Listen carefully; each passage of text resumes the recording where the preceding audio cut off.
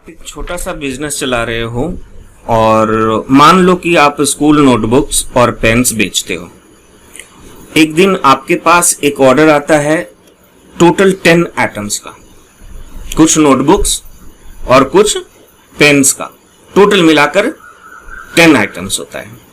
Total bill जो उनका बनता है वो 140 रुपीज का बनता है। अब प्रॉब्लम क्या है? प्रॉब्लम ये है कि नोटबुक्स का प्राइस अलग है और पेन का प्राइस अलग है। मैंने क्या बोला कि टोटल 10 आइटम्स है ना, और टोटल जो प्राइस है वो 140 रुपीज। लेकिन हमें ये पता ही नहीं कि नोटबुक कितने हैं और पेन कितने हैं, है ना। पर आपको पता तो लगाना पड़ेगा कि कितने पेन हैं और कितने नोटबुक्स हैं। यहीं से स्टार्ट होता है आज का topic, pair of linear equations in 2 variables. Hello everyone, this is Rakesh Gupta and today we will start pair of linear equation in 2 variable, class 10th chapter 3। See linear equation तो आप 9th में भी पढ़े हो, लीनियर इक्वेशन इन 2 वेरिएबल भी 9th में पढ़े हो, but linear equation in 2 variable एक इक्वेशन के फॉर्मेट में पढ़े हो। आपको यहां पर 2 इक्वेशन का फॉर्मेट पढ़ना पड़ेगा। Okay, comparison of 2 equation. जैसे अभी मैंने ये बताया कि टोटल 10 आइटम्स है। मान लो कि आपने X नोटबुक बेचे और Y पेन्स बेचा, है ना, तो X प्लस Y टोटल मिलाकर के 10 हो गया।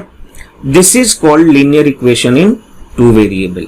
ओके, अब इसका स्टैंडर्ड फॉर्म जान लेते हैं कि इसका स्टैंडर्ड फॉर्म क्या है। So linear equation in 2 variable का स्टैंडर्ड फॉर्म जानने के लिए सबसे पहले हम जानते हैं कि what is the standard form of linear equation.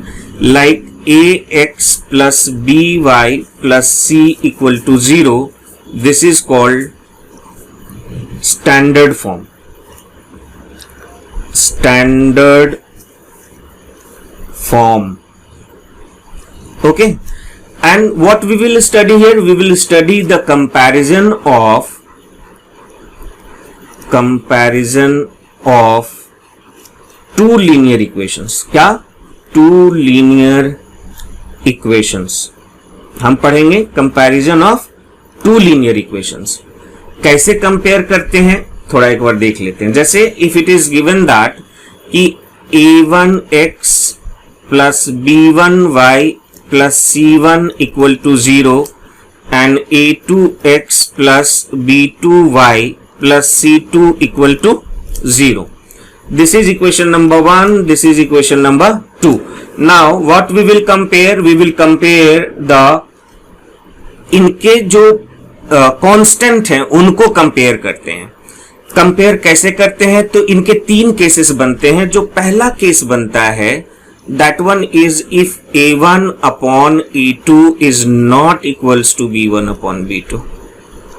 Okay, इसका दूसरा केस जो बनता है that is a1 upon e2 is equals to b1 upon b2 and equals to c1 upon c2।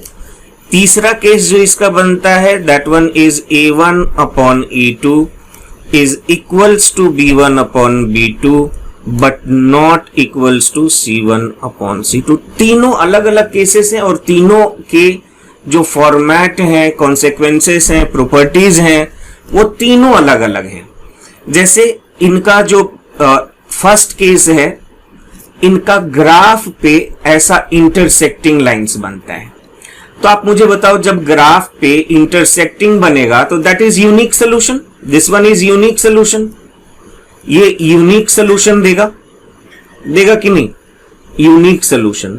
अब यूनिक सोल्यूशन का मतलब क्या हुआ कि ग्राफ पे जो है वो लाइंस क्या है? वो लाइंस इंटरसेक्टिंग है,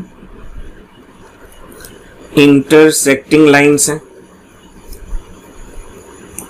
और चूंकि इनके सोल्यूशन निकल रहे हैं इसलिए ये कंसिस्टेंट भी हैं। ठीक है, तो ये इनके तीन प्रॉपर्टीज हो गए, unique solution, intersecting lines and consistent. उसी तरीके से केस 2 में when all three are equal, then ये जो लाइंस बनाते हैं ग्राफ पे, they are called coincident lines. ऐसे यहां पर ये these all are solutions. So जो लाइंस हैं that is called coincident lines, coincident lines. और इनके जो सॉल्यूशन है वो है इनफाइनाइट मेनी सॉल्यूशंस। ठीक है, अब क्या ये कंसिस्टेंट होता है या नहीं कंसिस्टेंट होता है? तो 9th में तुमने पढ़ा था ना, जब ग्राफ बनाते थे तो x का वैल्यू पुट करते थे y आ जाता था, y का वैल्यू पुट करते थे x आ जाता था, है ना। So this is called dependent consistent, dependent consistent.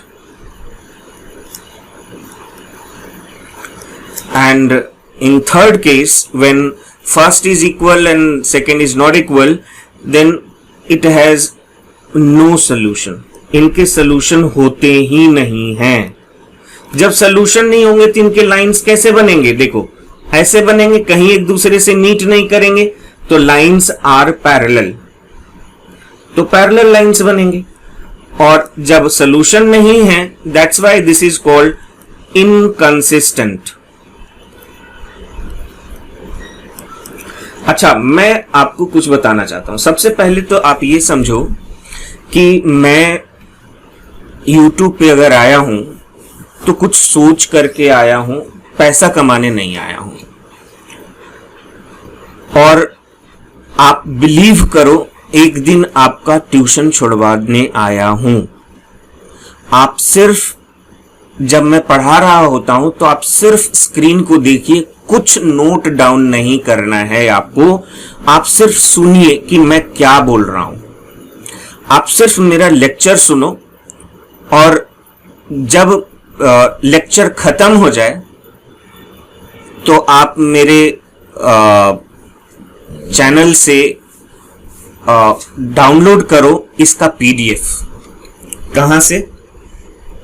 तो टेलीग्राम में आपको मैं पिन कर दूंगा, टेलीग्राम से आप इसका पीडीएफ डाउनलोड करो। और 2 पीडीएफ आपको मिलेगा, एक एनोटेट मिलेगा, पूरा ये जो लिख रहा हूं मैं पूरा एज इट इज मिलेगा, और एक मिलेगा जो आपको इसमें कुछ नहीं लिखा रहेगा, ठीक ना, ब्लैंक रहेगा, सिर्फ क्वेश्चन लिखे रहेंगे। उसमें आपको सारे चीज एक बार पढ़ करके खुद से बनाना है। और तीसरा एक असाइनमेंट मिलेगा जिसको सॉल्व करना है, और पीछे उसका आंसर रहेगा, उस आंसर को मिलाना है। उसके बाद जब आप पेपर में बैठोगे ना, देन यू विल सी कि राकेश सर ने जो बोला था, हू बहू वही क्वेश्चन, वही डेटा, वही डिजिट, वही नंबर के साथ क्वेश्चन आया हुआ है। Then you will be thankful कि नहीं सर आपने जो बोला था वही आया हुआ है। अगर उससे बाहर कुछ आता है तो फिर आप मुझे आकर के कमेंट में जरूर बताना कि नहीं आपने जो पढ़ाया था सर उससे कुछ बाहर आया है।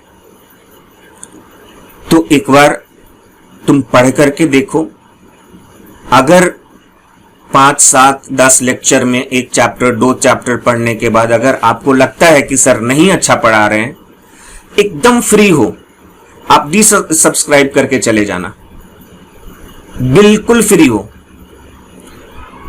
लेकिन अगर अच्छा लगता है तो 10 को जरूर बताओ और उनका भी ट्यूशन का पैसा बचवाओ। आज ट्यूशन का काम और ये कोचिंग सेंटर एक बिजनेस बन गया है, और इस बिजनेस को, और ऑनलाइन भी लोग एक चैप्टर के कुछ क्वेश्चंस फ्री पढ़ा देते हैं, बाकी कहते हैं हमारा कोर्स ले लो, और कोर्स से फिर वो पैसा कमाते हैं। मैं तुम्हें पूरा का पूरा चैप्टर, पूरा का पूरा एग्जाम्पलर पढ़ाने आया हूं फ्री ऑफ कॉस्ट। मैं आपसे 1 रुपया भी चार्ज नहीं करूंगा, ये मेरी आपसे वादा है। मैं आपको फ्री ऑफ कॉस्ट पढ़ाऊंगा, फ्री, ठीक है। अगर कभी आपको 1 रुपया भी देने का नौबत आया तो आप यही मेरा स्पीच मुझे सेंड कर देना टेलीग्राम पर, ठीक है? तो आप पढ़ो और मन से मेरा लेक्चर सुनो। चलो अब आते हैं, इनमें क्वेश्चन कैसा आता है। आप पूछोगे कि सर इसमें क्वेश्चन कैसा आता है, तो इस पे क्वेश्चन जो आता है वो थोड़ा सा एकदम इजी टाइप का क्वेश्चन आता है। कैसा इजी टाइप का क्वेश्चन आता है सर? तो ऐसा आता है कि अगर आपको एक इक्वेशन दे दे, क्वेश्चन 1 है ना, एक इक्वेशन दे दिया कि 2x plus 3y equals to 5 है and 4x plus 6y equals to 10 है। This is equation number 1, this is equation number 2। अब आपसे पूछ लेगा कि क्या ये कंसिस्टेंट है, या क्या ये पैरेलल है, या क्या ये कोइंसिडेंट है ना, कुछ भी। तो आपको आपसे कुछ भी पूछता है इसमें, तो आपको निकालना है a1 upon a2, b1 upon b2 and c1 upon c2। ये तीनों का वैल्यू निकाल लो और इस जो कंडीशन ऊपर मैंने बताया है उसमें जो फुलफिल करेगा उसका हो जाएगा। Like 2/4 that is 1/2, 3/6 that is 1/2 and 5/10 that is 1/2। तो यहां पर क्या आया, a1 upon a2 is equals to b1 upon b2, b1 upon b2 and equals to c1 upon c2। ये इसका रिजल्ट आया। इसका मतलब ये किसको फॉलो कर रहा है, ये सेकेंड केस को फॉलो कर रहा है। सेकेंड केस में क्या होता है, तो इनफाइनाइट सोल्यूशन होता है, और क्या होता है, तो को इंसिडेंट लाइन्स होते हैं। क्या होते हैं, को इंसिडेंट लाइन्स होते हैं। और क्या होता है, तो सर इसका कंसिस्टेंट होता है बट डिपेंडेंट कंसिस्टेंट होता है, डिपेंडेंट कंसिस्टेंट होता है, राइट। अब आगे बढ़ते हैं। दूसरा इसमें क्या कैसा क्वेश्चन पूछेगा, थोड़ा वो भी समझ लो। यही दो टाइप का इस पे क्वेश्चन आता है। इसमें क्वेश्चन 2 क्या पूछेगा कि आपको एक इक्वेशन दे देगा और कहेगा दूसरा इक्वेशन आप खुद से फॉर्म करो जो इस केस को सेटिस्फाई करे। लाइक आपको दिया if 2x plus 3y equals to 5, है ना। अब आपको इक्वेशन बनाना है जो केस 1 को सेटिस्फाई करता है, केस 2 को सेटिस्फाई करता है और केस 3 को सेटिस्फाई करता है। सो फॉर केस 1 को सेटिस्फाई करने के लिए हमने यहां पर लिखा this one is 4x plus 5y equals to 10। क्यों लिखा, क्योंकि इसका जो वैल्यू है देखना, a1 अपॉन a2 का वैल्यू 1/2 हो गया एंड b1 अपॉन b2 का वैल्यू कितना हो गया 3/5, है ना। तो since a1 upon a2 is not equals to b1 upon b2, है ना, तो ये फॉलो कर रहा है ना केस 1 को, राइट। तो केस 1 में आपसे पूछ दिया कि यूनिक सोल्यूशन का एक इक्वेशन बनाओ, तो आप खुद से लिख लेना कि आपको फुलफिल ये करना है। तो इसलिए हमें ऐसा एक इक्वेशन बनाना है जिसमें ये इनका जो लिस्ट फॉर्म है वो इनके लिस्ट फॉर्म को इक्वल नहीं होना चाहिए, राइट। अब केस 2 में देखो, केस 2 में दैट वन इज, पहला इक्वेशन तो आपका गिवन है 2x plus 3y equals to 5। यहां पर मैंने लिखा 4x plus 6y equals to 10, है ना। तो जरा a1 अपॉन a2 का वैल्यू निकालो बेटा, 2 अपॉन 4 1/2, b1 अपॉन b2 का वैल्यू निकालो 3/6 1/2, c1 अपॉन c2 का वैल्यू निकालो 5/10 1/2, है ना। तो ये हमारा क्या आ गया, a1 upon a2 is equals to b1 upon b2 equals to c1 upon c2। तो इनमें से कोई भी तीनों कंडीशन पूछ सकता है, वो तीनों में से कंडीशन ये हो गया, है ना। तो अपने से हमने ले लिया कि इसका वैल्यू 1/2, इसको 3 का डबल कर दिया, इसको 5 का डबल कर दिया, है ना। तीसरा 2x plus 3y equals to 5 है ना। हमने इन दोनों को तो इक्वल करना है, तो इन दोनों को डबल कर दो, इक्वल हो गया। लेकिन इसको डबल मत करो क्योंकि इसको इक्वल नहीं करना है, ये केस 3 है हमारा। सो A1 अपॉन A2 अगर 2/4 है that is 1/2. If B1 upon B2 is 3/6 that is again 1/2 and C1 upon C2 is 5/7. So what can we say? We say that ki A1 upon A2 is equals to B1 upon B2 but not equals to C1 upon C2. So it will follow your case 3. कोई भी तीनों में से condition आपसे पूछ सकता है कि नो सोल्यूशन का एक इक्वेशन बनाओ तो भी वही बनाएंगे, पैरेलल लाइंस का इक्वेशन बनाओ तो भी वही बनाएंगे, इनकंसिस्टेंट का इक्वेशन बनाओ तो भी वही बनाएंगे. ठीक है, तो ये आपका जो स्टैंडर्ड फॉर्म से और ये तीनों केस से, ये तीनों केस बहुत इंपॉर्टेंट है और इस पे क्वेश्चन आता है. मैं आपको बता दूं इन तीनों केस से जो भी क्वेश्चन आएगा वो ऐसे ही बनेगा. ठीक ना, और थोड़े इस पे थोड़ी टफर क्वेश्चन आएंगे लेकिन वो बाद में, है ना. और कैसा क्वेश्चन आता है? तो क्वेश्चन आता है, देखो ये आया ना यूनिक सोल्यूशन, कि आपको बताना है कि k का वैल्यू क्या है अगर ये यूनिक सोल्यूशन के बराबर है ना. ये मतलब इसका जो सोल्यूशन है वो यूनिक है. तो यहां पर 2x + 2y = 3 है. यहां पर टाइपिंग मिस्टेक है. x + 2y = 3. So x + 2y = 3. This is equation number 1. और फिर मैंने लिख लिया कि 5x + ky है ना इक्वल्स टू, उधर जाके 7 तो -7 बन गया. This is equation number 2. अब मुझे एक बात बताओ बेटे कि हमने यूनिक सोल्यूशन के बारे में क्या पढ़ा है. Unique solution is the first case. तो we will write for unique solution A1 upon A2 is not equals to B1 upon B2, है ना, is not equals to B1 upon B2. अब यहां पर जो कंडीशन हम लेकर के चल रहे हैं वो कंडीशन देखो क्या है. पहला A1 upon A2 अगर आप देखो तो 1/5 है. A1 upon A2. और अगर B1 upon B2 की बात करें तो क्या है, 2/k है ना. तो यहां पर हमने लिखना है कि A1 upon A2 is not equals to B1 upon B2. That implies 1/5 is not equals to 2/k. तो अगर आप देखो इनको बाय क्रॉस मल्टीप्लाई करोगे तो 1 into k is k and 2 into 5 is 10 and they are not equal. तो k is not equal to 10. It means that कि k has, therefore we can say k has any value except 10. Understood? ये हमारा answer हो गया कि k has any value except 10. Right. अब ये तो हमारा यूनिक सोल्यूशन पे था.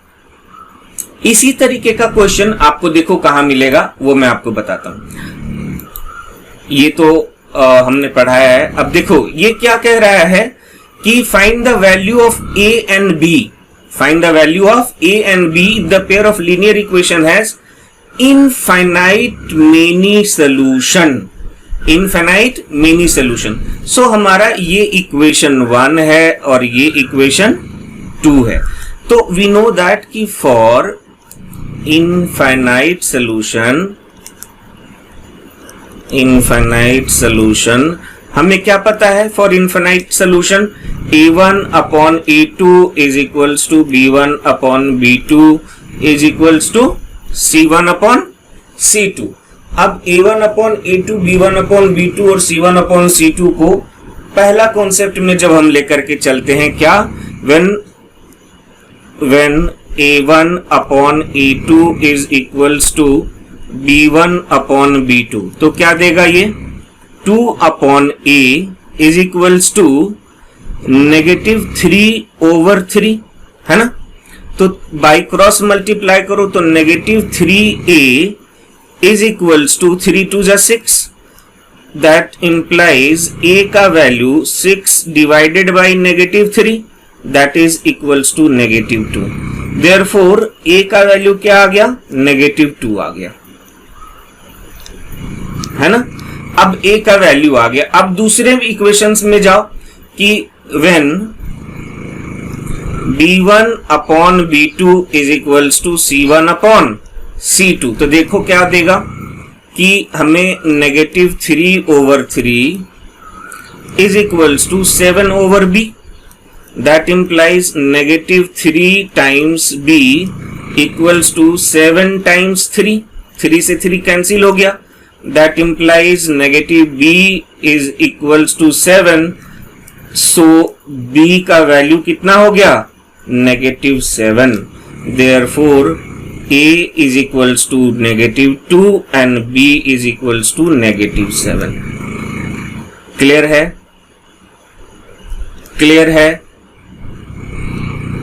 अब देखो, अब आते हैं यहां के बाद मैं ग्राफ आपको अभी नहीं पढ़ा रहा हूं, ग्राफ आपको नेक्स्ट लेक्चर में पढ़ाऊंगा। अभी मैं सबसे पहले आपको पढ़ा रहा हूं कि linear equation has two kind of solutions. Linear equation को दो तरीके से हम सॉल्व कर सकते हैं। कैसे सॉल्व कर सकते हैं? तो सॉल्यूशन ऑफ लीनियर इक्वेशन समझना, सॉल्यूशंस ऑफ, या ऐसे समझो कि how to solve linear equations,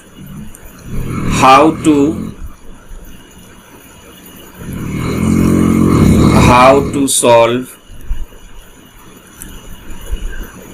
linear equations। तो लीनियर इक्वेशंस को सॉल्व करने के लिए बेटे दो मेथड हैं।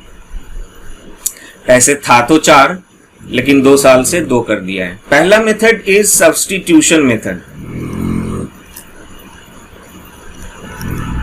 पहला मेथड इज सब्स्टिट्यूशन मेथड, और second method is elimination method. कौन सा? एलिमिनेशन मेथड, है ना। तो जरा समझते हैं कि सब्स्टिट्यूशन मेथड क्या है और एलिमिनेशन मेथड क्या है। जैसे मैंने एक एग्जाम्पल लिया कि 2x plus 3y equals to 5 and x plus y equals to 2, है ना। अब आप जरा समझो, इसमें छोटा इक्वेशन कौन सा? This is equation number 1, this is equation number 2। आपको देखना है कि जो छोटा इक्वेशन है ना, उससे किसी एक वेरिएबल का वैल्यू निकाल लो, किसी एक वेरिएबल का। तो आपको लिखना कैसे है वो समझ लो। देखो, बोर्ड में इट इज वेरी इंपॉर्टेंट कि you have to write all the things systematically. So way of writing is very important. If your way of writing is not good and आपने पूरा सॉल्व कर दिया, उसके बाद भी आपको नंबर नहीं मिलेंगे, ठीक है। तो ऐसे लिखना है कि from equation number 2 we get क्या कि x equals to 2 minus y, ठीक है। अब नीचे क्या लिखना है? नीचे लिखना है पुटिंग, अच्छा अगर मैंने इक्वेशन 2 से वैल्यू निकाला है तो 1 में पुट करेंगे, और 1 से वैल्यू निकाला है तो 2 में पुट करेंगे, ठीक है। तो putting the value of x equals to 2 minus y in equation 1, equation 1 में पुट करते हैं तो क्या दिया हुआ है इक्वेशन 1? 2 टाइम्स 2 माइनस वाई, है ना, plus 3y equals to 5. Now solve it. Open the bracket. 2 times 2 is 4, minus 2 into y is 2y plus 3y equals to 5, है ना। So 4 उधर गया और minus 2y plus 3y equals to 5 minus 4. So this is y equals to 1 आया।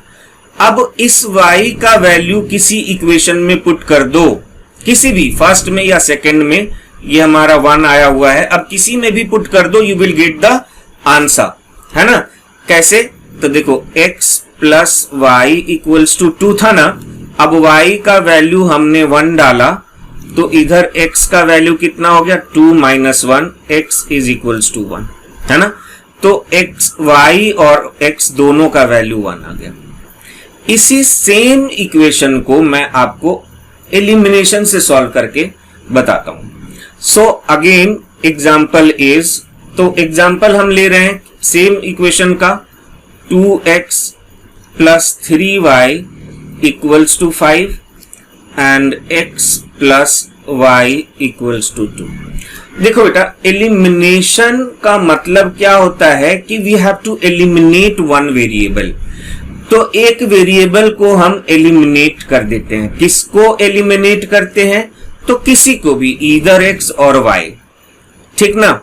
तो कैसे eliminate करते हैं? तो उस वेरिएबल में एक कांस्टेंट मल्टीप्लाई कर देते हैं जिससे कि दोनों का कांस्टेंट सेम हो जाएगा।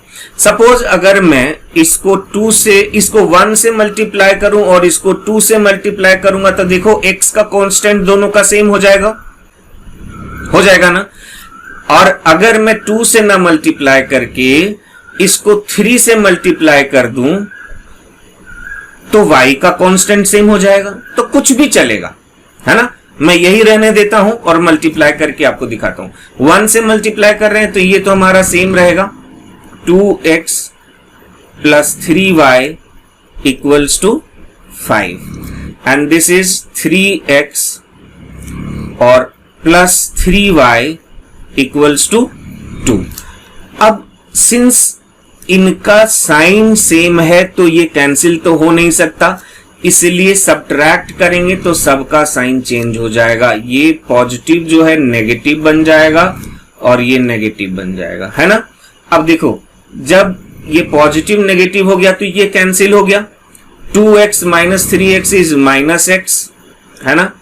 अब 5 माइनस 2 इज माइनस 3, तो x का वैल्यू कितना आ गया? x इक्वल्स टू 3 आ गया। नहीं, कहां गलत हुआ? हाँ, यस, गलत यहां हो गया कि 3x प्लस 3y और 3 2 जा 6 होना चाहिए ना। यहां ये 6 होगा, 6। तो 5 माइनस 6 विल बी -1, है ना। ये हमारा हो जाएगा -1, ये -1। तो नेगेटिव नेगेटिव कैंसिल और ये हमारा x का वैल्यू कितना हो गया? 1 हो गया, ठीक ना। नाउ x का वैल्यू किसी में भी पुट कर दो, पहले में, दूसरे में, किसी में भी पुट कर दो, तो x प्लस y का वैल्यू कितना था? 2। तो x का वैल्यू 1 पुट करेंगे तो 1 प्लस y इक्वल्स टू 2। तो y का वैल्यू कितना आया? 2 माइनस 1, तो y का वैल्यू भी 1 आ गया। मतलब x का वैल्यू 1, y का वैल्यू 1। तो दोनों मेथड से देखो आंसर सेम आता है, लेकिन मेथड अलग अलग हैं। आपको दोनों मेथड से क्वेश्चन सॉल्व करने के लिए आता है। एक और लेते हैं, एक सब्स्टिट्यूशन मेथड का लेते हैं, एक एलिमिनेशन मेथड का क्वेश्चन लेते हैं। जैसे एक क्वेश्चन आपके एनसीईआरटी में है कि √2x plus √3y equals to 0, ठीक है। और इस तरीके से कुछ क्वेश्चन है कि √3x प्लस √2, या इसको एक ऐसा ले लो जो रूट बना दे, √8y इक्वल्स टू 0। तो हमने ले लिया this is equation number 1, this is equation number 2। ये मैं कर रहा हूं सब्स्टिट्यूशन मेथड से, ठीक ना। तो सब्स्टिट्यूशन मेथड से अगर मैं पहले इक्वेशन में जाता हूं बेटा, मैं पहला इक्वेशन में जा रहा हूं। पहला इक्वेशन क्या बता रहा है कि √2x plus √3y equal to 0 and √2x equals to -√3y, है या नहीं। तो x का वैल्यू कितना होगा? -√3y over √2। ये तो हमारा आ गया x का वैल्यू, है ना। अब लिखेंगे क्या कि putting putting the value of x equals to -√3y over √2 in equation number 2 में पुट करेंगे।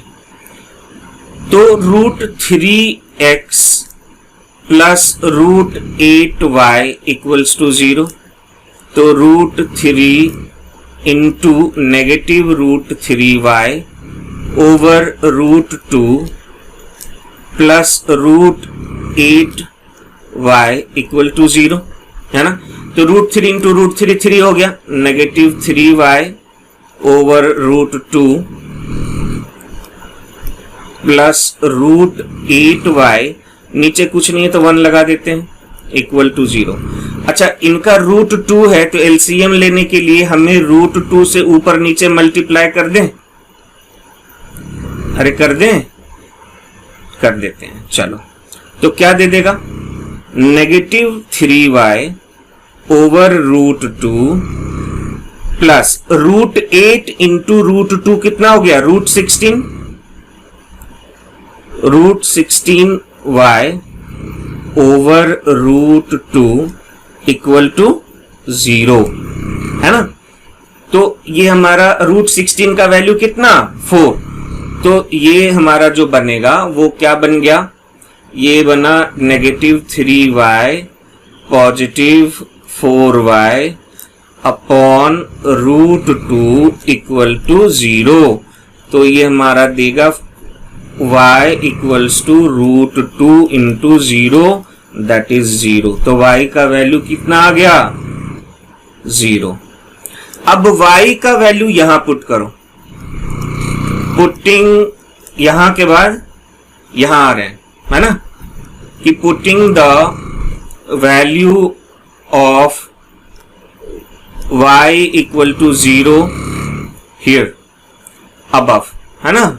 तो लिख दो, क्या हो जाएगा, x का वैल्यू कितना हो जाएगा, -√3 टाइम्स 0 अपॉन √2, दैट इज 0, है ना। एक फ्रैक्शन में भी आ सकता है, थोड़ा सा एक और क्वेश्चन करके दिखाता हूं। अभी सब्स्टिट्यूशन ही चलते हैं, तो सब्स्टिट्यूशन में अभी एक फ्रैक्शन का क्वेश्चन लेते हैं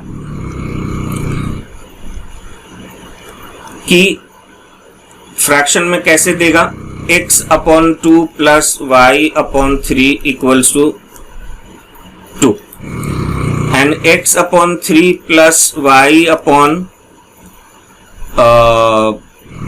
कुछ भी ले सकते हो 4 इक्वल्स टू 5, है ना, कुछ भी ले सकते हो। आंसर सिर्फ ये होगा कि फ्रैक्शन में आएगा और कुछ नहीं हो सकता। This is equation number 1, this is equation number 2। अच्छा, मैं आपको एक चीज बता देता हूं कि क्वेश्चन अगर फ्रैक्शन में आ जाए, चाहे किसी मेथड में आ जाए, एलिमिनेशन में आ जाए या सब्स्टिट्यूशन में आ जाए, आप उसको सबसे पहले एलसीएम लेकर के उसको नॉर्मल इक्वेशन में ले आएंगे। तो इनका एलसीएम क्या हुआ, 6 हो गया पहले वाले का। तो ये 3 2 6 मीन्स 2x हो गया, कितना 3x हो गया, सॉरी ये हमारा हो गया 3x और प्लस 2y इक्वल्स टू 2। तो जब 6 इधर जाएगा तो मल्टीप्लाई हो जाएगा, तो 3x plus 2y equals to 12। अब ये प्रॉपर इक्वेशन 1 बन गया। इक्वेशन 2 को भी वैसे ही करो, नीचे एलसीएम ले लो 12, तो 3 4 जा 12, ये हमारा 4x plus 3y equals to 5। ये हमारा कितना हो जाएगा, 4x plus 3y equals to 60। This is equation number 2।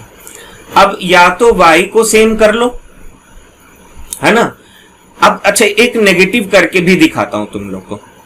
जैसे सपोज मान लो यहां पर नेगेटिव है, क्या है, नेगेटिव है, यहां पर नेगेटिव हो जाएगा अगर नेगेटिव है तो, है ना। तो इसको कैसे करते हैं, अब मैं मल्टीप्लाई कर रहा हूं इसको 3 से और इसको 2 से, देखना। तो जब मैं मल्टीप्लाई कर रहा हूं बेटे तो क्या बनेगा, 3 3 जा 9x और प्लस 6y इक्वल्स टू 36, है ना। और नीचे करेंगे तो ये मल्टीप्लाई बाई 2 तो 8x, है ना, माइनस 6y इक्वल्स टू 120। ठीक है। अब ये देखो, मैं ये बताना चाह रहा था, एक प्लस एक माइनस है तो हम साइन चेंज नहीं करेंगे, बिल्कुल साइन चेंज नहीं करेंगे। तो क्या करेंगे, फिर लिखेंगे एडिंग। एडिंग लिख करके इनको ऐड करेंगे, 17x इक्वल्स टू, इनको ऐड करेंगे तो 156। तो x का जो वैल्यू हुआ 156 अपॉन 17, है ना। तो ये हमारा वैल्यू जो आ गया 17 9 जा 153, तो 0.3030, तो लगभग 9.2 हमारा x का वैल्यू आ गया, है ना। या आप ऐसे भी छोड़ सकते हो, ऐसा कुछ भी नहीं है। अब देखो, जब इसका वैल्यू आ गया तो हम क्या करेंगे कि y का भी वैल्यू निकालना पड़ेगा, है ना। तो किसी भी इक्वेशन में पुट कर दो, ये 3x plus 2y equals to 12 में पुट कर देते हैं। तो 3 into 9.2 plus 2y equals to 12, है ना। तो ये हमारा 3 2 जा 6 और 27.6 प्लस 2y इक्वल्स टू 12। तो 2y का वैल्यू कितना, 12 माइनस 27.6। तो 27 में अगर 12 माइनस करते हो, या 27 पॉइंट, ये 12 में देखो, तुम लोग को डेसिमल में भी प्रॉब्लम होता है माइनस करना, तो देखो डेसिमल को कैसे माइनस करते हैं। ये है हमारा 27.6, तो यहां पे कुछ नहीं है तो 0 लगाओ, 12 माइनस करो तो ये हमारा हो गया 0 और ये हो गया हमारा 6, है ना। 7 में से 2 गया तो 5, है ना, और ये 1। अब इनको ये 15.60 नेगेटिव आ गया, नेगेटिव 15.60 आ गया ना।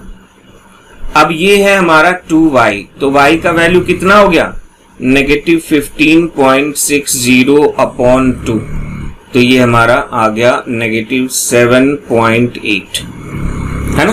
तो ये मैं खुद से एक्चुअली वैल्यू ले लिया था, बुक से नहीं लिया था, तो इसलिए ये ऐसा बना।